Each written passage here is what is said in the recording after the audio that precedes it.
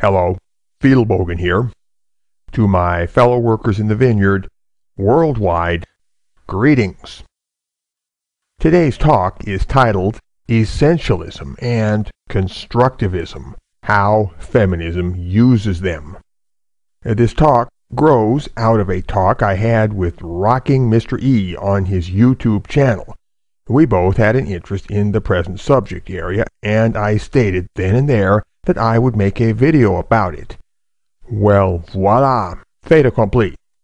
So, in the early days of second-wave feminism, otherwise known as the women's lib era of the 60s and 70s, our excellent super friends, the feminists, were keen to inform us that there were no basic differences between men and women. They were very serious about this, too. While they grudgingly admitted that male and female anatomy were different, they wanted us to understand that the difference stopped right there.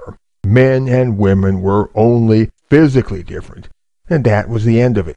Their thesis was, simply put, that differences in male and female behavior were an artifact of cultural training and nothing more. Such differences, you would say, were merely constructed. Therefore, this school of feminist thinking is known as constructivism. It is the nurture side of the nature-nurture debate. In opposition was the theory called essentialism, which said that men and women were different in their essence. That is, they were spiritually or psychologically different for reasons that cultural training could not fully explain. The feminists had reasons for insisting on constructivism. Overtly, they wanted to open up domains of life opportunity to the female population, the job market, and the career jungle, for example. To this end, it was important to knock down any rationale for discrimination against women, and for starters, that meant any biological rationale. But the feminists had more covert reasons for insisting that the sexes were non-physically indistinguishable. These reasons were rooted in feminist patriarchy theory.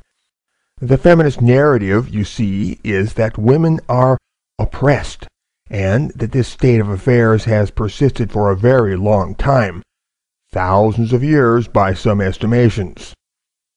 According to the feminists, women were forced by men, forced, mind you, to play certain roles in society, wife, mother, homemaker, and so on. And that is why the feminists had to adopt constructivism as their working hypothesis. For if men and women were naturally different in their psychology, they would naturally gravitate toward different functions within the body politic. You wouldn't need to oppress anybody into doing this. And so, essentialism was anathema to the feminists because it would introduce so many doubts and questions into patriarchy theory as to effectively dismantle it. Finally, the feminists had entirely covert reasons for insisting on constructivism as a working hypothesis. They wanted to force integrate men and women not only in work and institutional settings, but in every social space you can imagine. Yet, with one exception. If women didn't want men around, they were free to be man-free. Men, however, were not to be permitted male-only space of any significance. Feminism is rife with such double standards, but I digress. Thus far, the story is simple, but now it gets complicated. However, I will do my best to give you the short version. At a certain stage, the feminists and their leftist cohorts introduced a thing called gender theory. They shanghaied the grammatical term gender and pressed it into the service of constructivist thinking by making it mean the constructed male or female roles in society. Meanwhile, the word sex continued to mean biological maleness or femaleness, but with both terms in use, a state of muddled thinking arose in the average person's mind. Gradually, gender came to be used indifferently in cases where sex was meant. The fact that sex is also an abbreviated way of saying sexual intercourse gave a boost to this tendency. And to this day, even non-feminist men and women who ought to know better will say gender when they mean sex. They have been duped into internalizing the categories of gender theory and thinking like feminists. When men and women were forced together into the same social spaces, conflicts rooted in their difference naturally arose. That is what you might predict when dissimilar behavior idioms run athwart of each other. But rather than acknowledge natural difference, the feminists shifted blame for the conflict onto men and insisted on the need to culturally reprogram men in order to make them more like women. Call this gynonormativity. It led to a predictable escalation of tensions, and whenever men acted ornery about the situation, the feminists would cite their attitude as male intransigence. The weight of evidence, folkloric, historic, sociological, anthropological, neurological, and so on, does not favor constructivism as an explanation for sexual behavior differences. Indeed, if I were gambling at the racetrack, I would not hesitate to put my money on the horse called essentialism.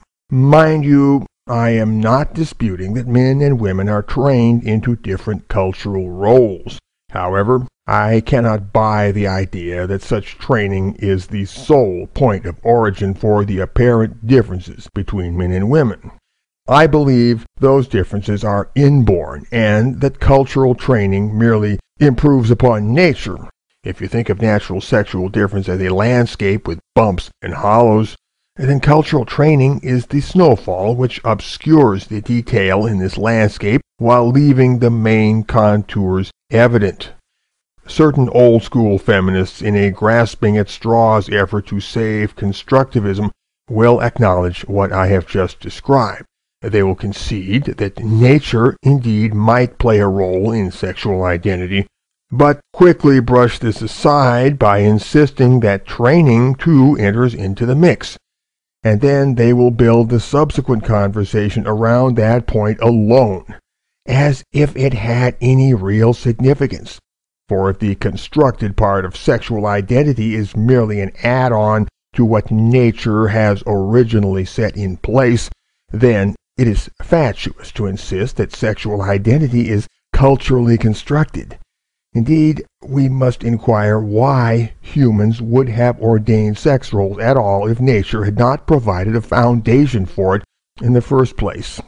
In fact, if sexual behavior differences arise from nature to any degree, then constructivism, at least for feminist political purposes, is done for. You might scrape away the overlay of cultural training, but the natural foundation directly below would always confront you as if in mockery. And what would you do about this? And patriarchy theory, which depends upon constructivism, is next up on the chopping block.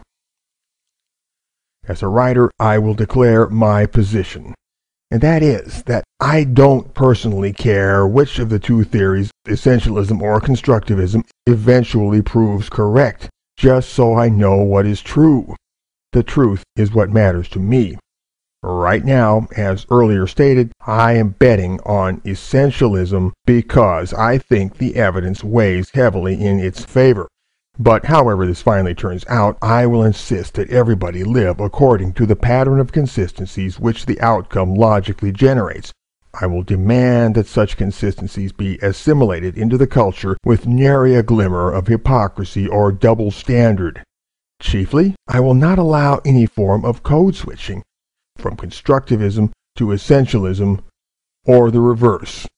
If paradigm A is reality, I expect we as a society shall hew to it through all vicissitudes.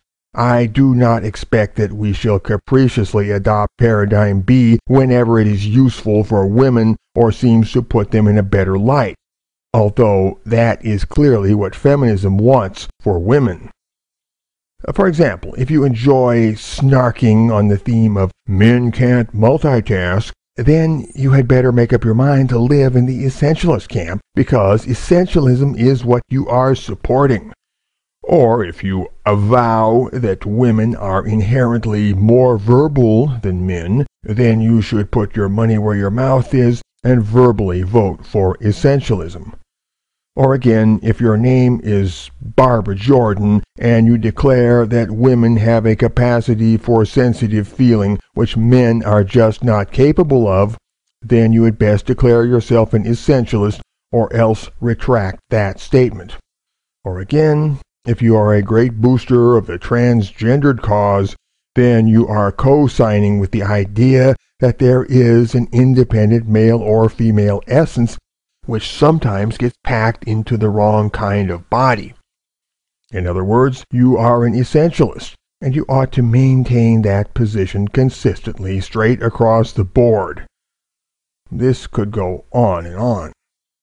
All right, we know that constructivism gained traction early and logged a lot of miles.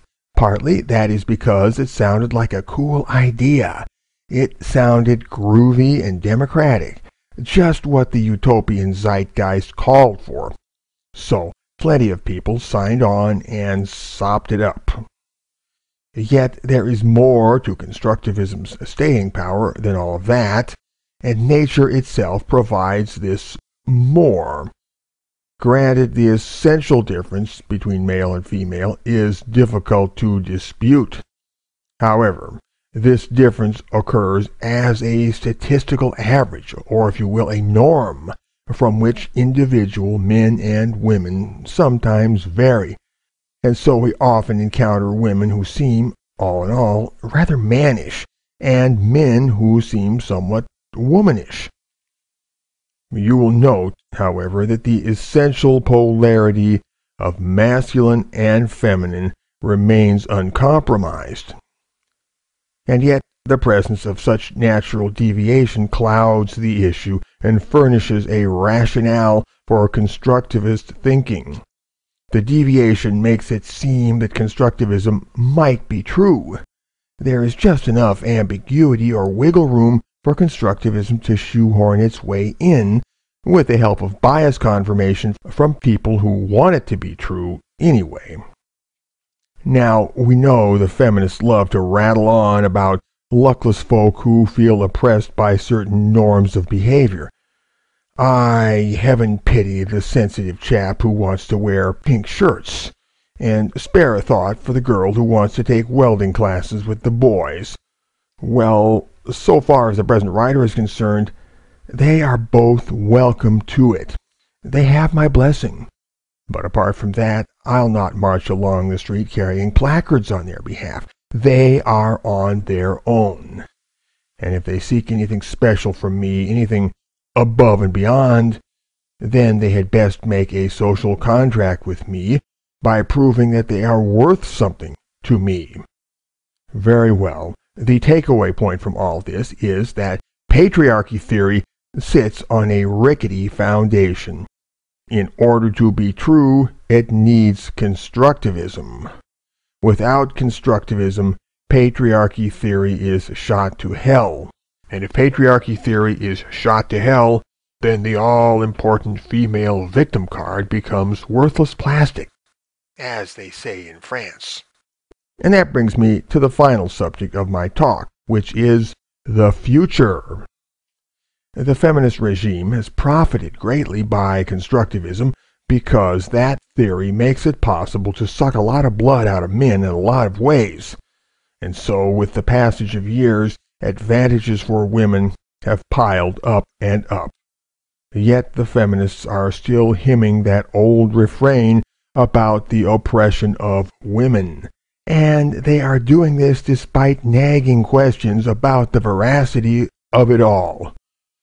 Well, those nagging questions are set to grow. Long story short, women are now virtually the royal sex in the Western world and beyond, and this fact, if it is not yet acidly self-evident to all, is on the way to becoming so. I know a lot of people are blocking that realization, but they can hold out only just so long. Things are objectively rotten for men. Barring dramatic political action, things will not get better. nor will things stay the same. No, life for men will get steadily more rotten because the course of feminist innovation, barring dramatic political action, is bound to continue unchecked. Truly, it can do none other. Feminism is not static. Its very being is identical with its being in motion, and if motion stops, feminism stops. Full stop. Therefore, feminism will remain in motion. It will grow and develop as always, on a trajectory that can be roughly predicted. Collateral damage from the war on men will spread into the social ecology, and true to form, the feminists will nail the guilt for their own crime upon the collective back of men. They always do that. But I digress. At some future date, it will be obvious to everybody that men are getting a raw deal compared to women. The customary rhetoric of oppression, equality, redistribution, and so on simply will not work anymore. And when that day arrives, feminism will need to tack to a very different wind if it wants to stay in business. And feminism will never willingly go out of business, for if it did, the natural configuration of power between men and women would quickly reassert itself. Men would be men again, and women would be women again, and that would be that. The development of feminism has always involved turning the screws tighter and tighter on men, and for feminism to keep existing as feminism, it would need to keep busy at this. But there must be a rationale for doing so. Otherwise, a growing clamor for social reform will stop feminism dead in its tracks. And I do mean dead. So feminism will shuck off constructivism like an old skin, and the new essentialist snake will emerge. The only excuse to keep oppressing men would be an essentialist excuse, and so the idea will come into vogue that men and women are essentially different after all, and that women are essentially better than men. Some combination of propaganda and bunk science will drill this idea into the culture, paving the way for anti-male Nuremberg laws, so to speak, in one form or another.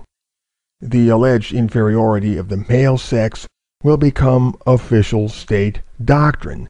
The necessary traitors will be found to enforce the system, and the third-class citizenship of men will become a legalized and normativized fact of life. We know that a good many feminists are essentialists already, either in thought or in effect.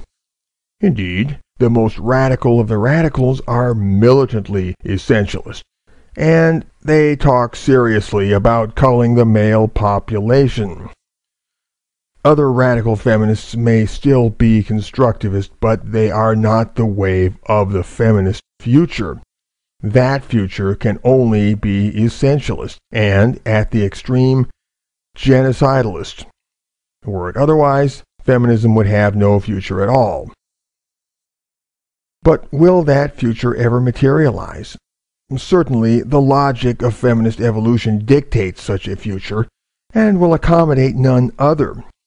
However, if you want my honest opinion, I think that a social upheaval will collapse the trajectory long before it gets to its logical endpoint. That is my prediction, although I cannot predict the details any more than I can predict every ripple on a surging wall of floodwater. Yet I can sense that violence is on the way, and that it requires no help from us. Truly, we can sit beneath a tree and play our balalaikas, and willy-nilly, violence will happen in the world. Knowing this, we are left with only one consequential power, and that is the power to make plans by the light of our knowledge. The only question is, what plans? Spielbogen. Out.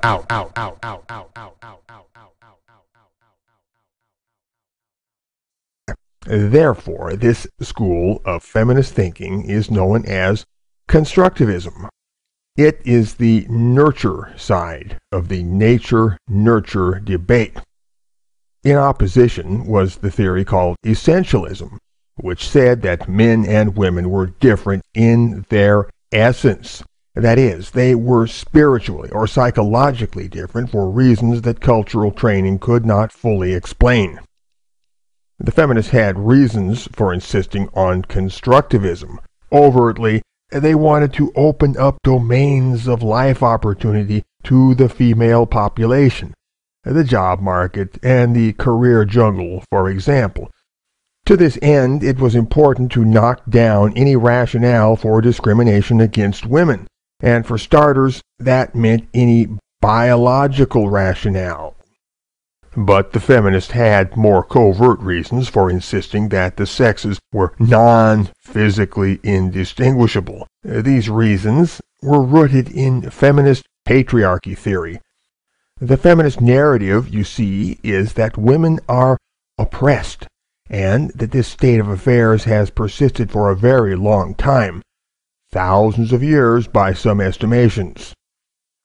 According to the feminists, women were forced, of the 60s and 70s, our excellent super friends, the feminists, were keen to inform us that there were no basic differences between men and women. They were very serious about this, too. While they grudgingly admitted that male and female anatomy were different, they wanted us to understand that the difference stopped right there. Men and women were only physically different, and that was the end of it. Their thesis was, simply put, that differences in male and female behavior were an artifact of cultural training and nothing more. Such differences, you would say, were merely constructed by men, forced, mind you, to play certain roles in society, wife, mother, homemaker, and so on. And that is why the feminists had to adopt constructivism as their working hypothesis. For if men and women were naturally different in their psychology, they would naturally gravitate toward different functions within the body politic. You wouldn't need to oppress anybody into doing this. And so, essentialism was anathema to the feminists because it would introduce so many doubts and questions into patriarchy theory as to effectively dismantle it. Hello, Fiedelbogen here. To my fellow workers in the vineyard, worldwide, greetings. Today's talk is titled Essentialism and Constructivism, How Feminism Uses Them. This talk grows out of a talk I had with Rocking Mr. E on his YouTube channel. We both had an interest in the present subject area, and I stated then and there that I would make a video about it. Well, voila, fait accompli. So, in the early days of second-wave feminism, otherwise known as the women's lib era,